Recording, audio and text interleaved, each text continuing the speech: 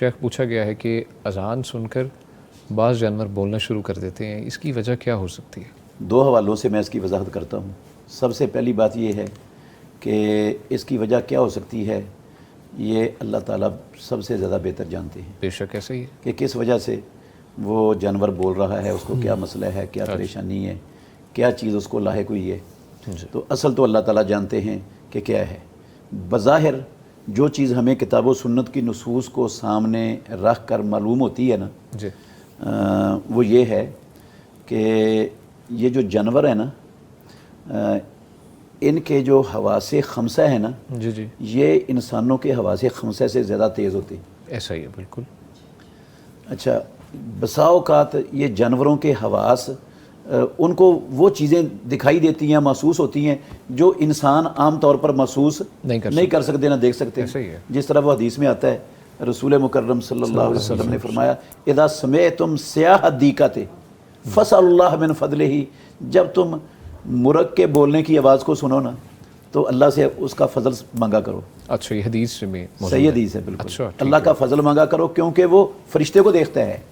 وَإِذَا سَمِعْتُمْ نَحِيقَ الْحِمَارِ، اور جب تم گدھے کے ہینگنے کو سنو، گدھا ہینگ رہا ہے تو فَتَعَوَّذُوا بِاللَّهِ، پھر اعوذ باللہ من الشیطان الرجیم پڑھا کرو کیونکہ وہ شیطان کو دیکھتا ہے۔ اللہ اکبر، ٹھیک ہے۔ اچھا، یہ بھی حدیث ہے، رسول مکرم صلی اللہ علیہ وسلم نے فرمایا جب اذان ہوتی ہے نا تو شیطان کو بڑی گولی کی طرح لگتی ہے، وہ بھاگتا ہے اور اس کی گیس بھی خارج ہو رہی ہوتی ہے اس ڈر اور خوف سے اور اس ضرب سے جو اس کو اذان سے ہو رہی ہوتی ہے، اچھا بآواز گیس۔ اچھا، اللہ اکبر۔